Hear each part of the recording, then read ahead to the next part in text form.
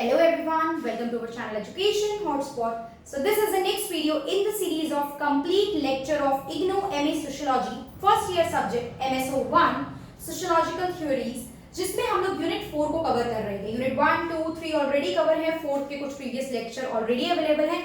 You guys can go and watch that. यहाँ पे हम unit 4 social construction of reality के बारे में बात कर चुके थे. ये हम लोग कंप्लीट इग्नू बुक से कवर कर रहे हैं.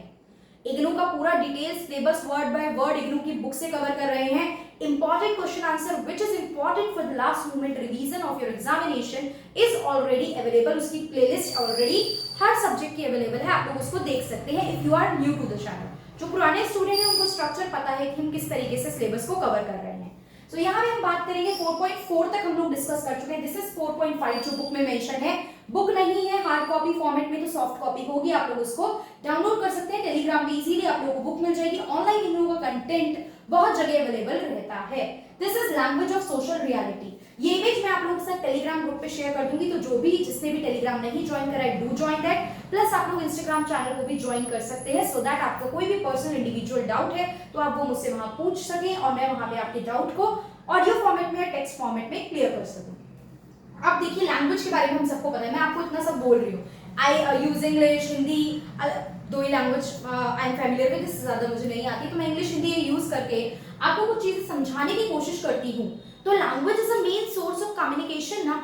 अगर मैं ये बोल ही रखूं, फॉर एग्जाम्पल इफ कोई साउथ का स्टूडेंट ये वीडियो देख रहा है और वो साउथ मतलब अपनी लैंग्वेज में बात करते हैं तो उन्हें शायद हिंदी इंग्लिश उतने अच्छे से क्लियर ना हो.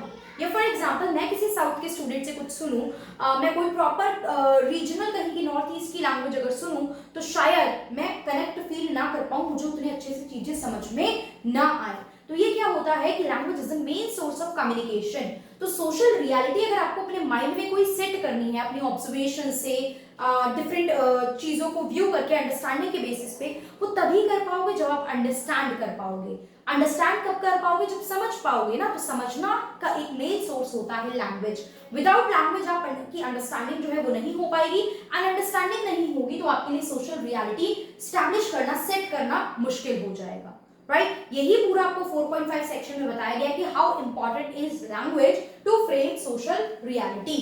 अब language is a social reality accumulates knowledge. Knowledge को कलेक्ट करता है. अगर सोशल रियलिटी में लैंग्वेज क्या रोल प्ले कर रहा है, प्लस उसको बाकी लोगों तक ट्रांसमिट करता है. Like for example I have the knowledge of this particular thing. Sociology में ये है, सोशल रियलिटी ये होता है, ये थिंक करने बात करी ये सब, and now I am transmitting it to you people. मैं आप सबको ट्रांसमिट कर रही हूं knowledge of human system which in turn create a socially ordered environment, जो एक socially ordered environment बनाएंगे. For example, स्कूल में टीचर ने कम्युनिकेट करा बच्चों को how to sit, how to behave, how to talk, lunch break कब होगा, all these things. या आप किसी ऑर्गेनाइजेशन से जुड़े हो, आपके जो बॉस हैं उन्होंने आपको सब क्लियर करा कि this is the time in and out, time है, लंच इतने बजे होता है, इस तरीके से काम होता है, this is the machinery, this is how you have to operate.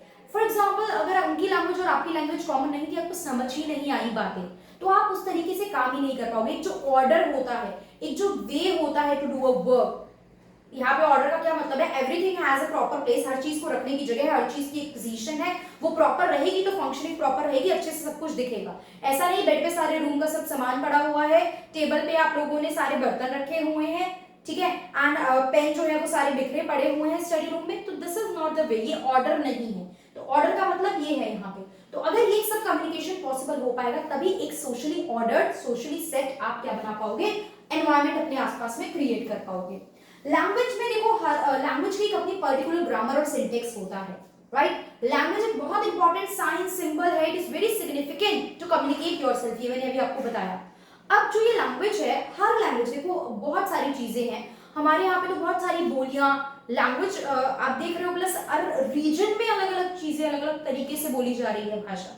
Right कितनी अनगिनत बोलियां हैं. तो यहाँ तो लैंग्वेज जो है बहुत वास्ट चीज है और सबके अपने अलग अलग बेसिक रूल हैं, ग्रामर फॉर्म में, सिंटेक्स फॉर्म में. राइट तो उनको समझना जो होता है वो बहुत मतलब अंडरस्टैंडिंग के लिए वो कॉमन कम्युनिकेशन सिस्टम होना बहुत जरूरी हो जाता है. कई बार जैसे आप देखते हो इंग्लिश डिक्शनरी में नए नए वर्ड वो टाइम टू टाइम अपडेट होती रहती है. कुछ वर्ड ऐड हुआ, कुछ वर्ड को उसमें से बाहर निकाला गया. तो दिस एडिशन एंड जो रिमूवल है वो कंटिन्यूअसली चलता रहता है. तभी आपको अपने आप को अपडेट रखने की जरूरत होती है. मैंने एक और सीरीज स्टार्ट की है सोशियोलॉजिकल डिक्शनरी की. तो why I am teaching that, जिससे कि आप बेसिक सोशियोलॉजिकल, मैंने पुरानी है 4-5 वीडियो पहले से थी, उसको मैं रीस्टार्ट कर रही हूँ. सॉरी करेक्शन है, स्टार्ट नहीं की है, रीस्टार्ट कर रही हूँ, बहुत कम वीडियो थी, तो अब उसको हम थोड़ा सा अपनी सोशियोलॉजिकल वोकैबुलरी को भी थोड़ा अपवर्ड मतलब पॉजिटिव डायरेक्शन में हमें लेके जाने की जरूरत है। तो यही चीज बताई गई है कि आपकी जो लैंग्वेज है वो कॉन्टिन्यूसली एक्सपेंड भी करती है, कॉन्ट्रैक्ट भी करती है। क्यों? क्योंकि जो डिफरेंट वर्ड और आइडियाज हैं वो एंटर करते हैं और फॉल मतलब हट जाते हैं फ्रॉम फंड ऑफ नॉलेज, आपकी नॉलेज से, राइट? अगर आप देखो सुन रहे हो तो आपको चीजें याद रहेंगी, लेकिन छोटे में वर्ड मीनिंग याद कराए जाते हैं। जब इंग्लिश का चैप्टर कराया जाता था तो वर्ड मीनिंग लिखवाए जाते थे, याद कराया जाता था, तो वो चीजें याद कर कि ताकि आप उसका कंटेक्स्ट समझ पाओ चैप्टर में कि कैसे, क्या मतलब है इसका, इस लाइन में क्या मीनिंग है।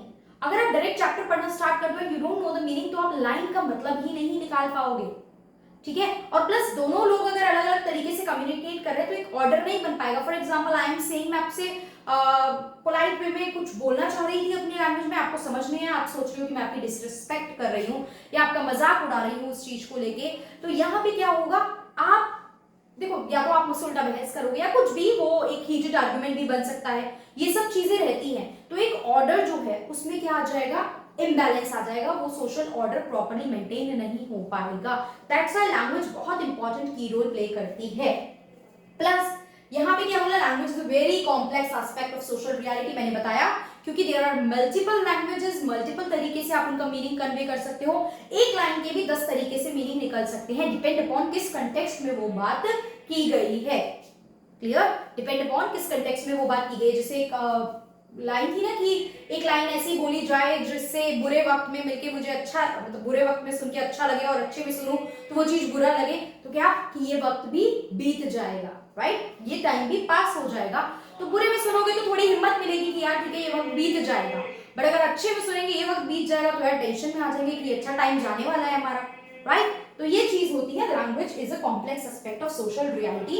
सोशल फैक्ट है ये, मतलब सोशल फैक्ट वो चीज होते हैं, देखो it is not within the individual, आपके अंदर एक्सप्रेशन हो सकते हैं, फीलिंग हो सकती है, इमोशन हो सकती है, बट द सोशल फैक्ट जो होते हैं वो एक्सटर्नल होते हैं, वो बाहरी चीजें जो आपके बिहेवियर, आपकी थॉट प्रोसेस, आपके एक अंडरस्टैंडिंग में क्या करेंगे, इन्फ्लुएंस करेंगे, इंपैक्ट डालेंगे। तो सोशल फैक्ट जो होते हैं वो कंट्रोल करते हैं, एक्सरसाइज कंट्रोल और रिस्ट्रेन ओवर ह्यूमन मेंबर, मतलब दे आर फोर्सिंग और influencing you to do something, कि आप कुछ चीज करो या फिर आपको कुछ करने से रोकते हैं, वो चीजें सोशल फैक्ट होती है। फॉर एग्जाम्पल अगर मैं कहूँ कि मेरा रिलीजन इस चीज के लिए अलाउ नहीं करता, तो दिस इज द फैक्ट जो रिलीजन में सेट था और उसको मैंने उस बेसिस पे अपने आप को रोका कुछ करने से, रिस्ट्रेन करा। तो ये क्या होता है, एक्सटर्नलाइजेशन, मतलब जो आउटसाइड चीजें हैं, not within the human being, not within the individual, जो आउटसाइड एक्सटर्नल चीजें हैं जो उस पे इंपैक्ट डाल रही है। So this is एक्सटर्नलाइजेशन।